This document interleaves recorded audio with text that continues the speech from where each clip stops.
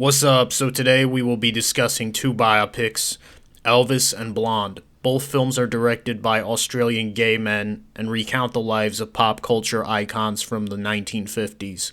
Let's start with Baz Luhrmann's Elvis. Austin Butler's embodiment of the Elvis persona is professional. He's a good actor, and the performance is worthy of praise. But it's not so much his movie as it is Baz Luhrmann's. His style totally dominates.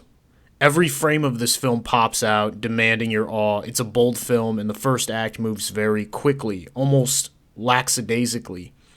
Tom Hanks, in expressionist style prosthetics, plays one of the strangest villains I've ever seen. It's a hilariously tone deaf performance. He sounds nothing like the person he's portraying, Colonel Tom Parker, a leech who proceeds to butt rape the succubus Elvis for at least half his fortune for the rest of his short life, with the approval of his family. This is when the movie starts to get good. I was impressed by how they focused on Elvis's financial and artistic struggles without getting too graphic. It is, after all, a PG-13 film. This was a wise choice.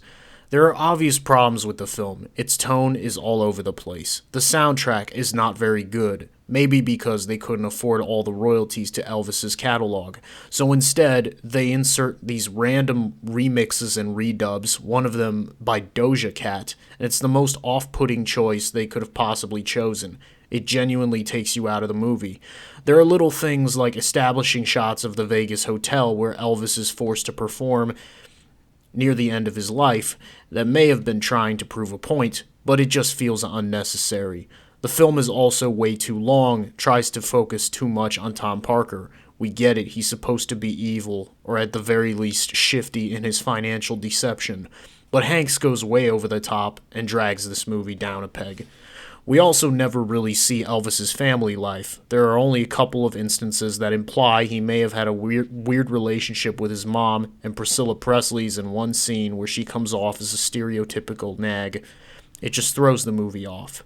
Where this movie shines is in the concert scenes. They're glamorous, they're energizing, and I think whether you're an Elvis fan or not, they are genuinely entertaining. I myself don't find Elvis to be unique as an artist. He was very much a victim of his own success in a way that was unprecedented at the time. So even though he had a massive burden to shoulder, he didn't seem to have any artistic direction or vision, which allowed him to be easily manipulated by the likes of Tom Parker, who wouldn't even allow him to leave the country. Like, you're Elvis, for fuck's sake. Grow a pair of balls. Dude just seemed like a pathetic loser who had some talent as a singer. Anyway, this was an entertaining movie, and while it could have been shorter and less corny, there's still enough to recommend. 6 out of 10. The other movie is Blonde. This might be the worst movie of the year that I'm aware of. Andrew Dominik has completely tarnished the legacy of Marilyn Monroe, fictitious or not. There are 3 good things about this movie: Ana de Armas' naked body, as well as the Nick Cave score, which is genuinely great and deserved a better movie. But that's literally it. Yes, there's a lot of nudity in this film, but that's not why it was rated NC-17. There's quite a lot of graphic sexual acts being depicted, but my problem is not that. It's the way it's done that feels cheap and exploitive. At times, it feels like a softcore porno. Like, there's literally a scene where Marilyn Monroe is blowing John F. Kennedy, and they cut to a TV showing fireworks, trying to be all artsy on top of it, and it is so cringe. The whole movie is pretty much nothing but cringe. There are all kinds of scenes like that, where it's just pointless graphic POV shots, like from inside her vagina. There are 1,100 shots of Marilyn's unborn fetus, which, according to the internet, wasn't even a real thing. It seems like the producers just tried to shoehorn in some random abortion subplot that serves no purpose. I thought the first hour of the film had some redeeming value. It shows some of Norma Jean's childhood trauma, but once she's an adult, the movie takes a giant shit and goes downhill real fast. It just becomes a cascade of orgies and pretentious nonsense. I can't believe this was the same guy who directed Killing Them Softly. Andy Dominik has just completely disappeared up his own ass.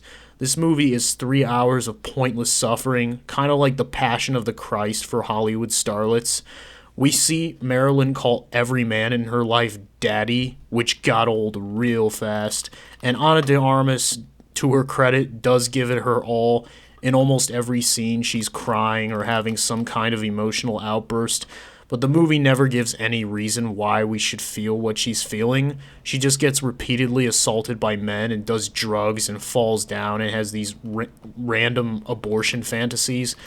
And it's a total waste of time. You could not have asked for a shittier biopic and a shittier representation of a beloved Hollywood icon. I truly despise this movie, and I think Marilyn would be insulted by it. And it's really sad just to watch them completely destroy this woman's legacy. This was a terrible movie, and the world would be a less shitty place without it. 2 out of 10. What did you think of these films? Let me know in the comments, and don't forget to subscribe. Thanks.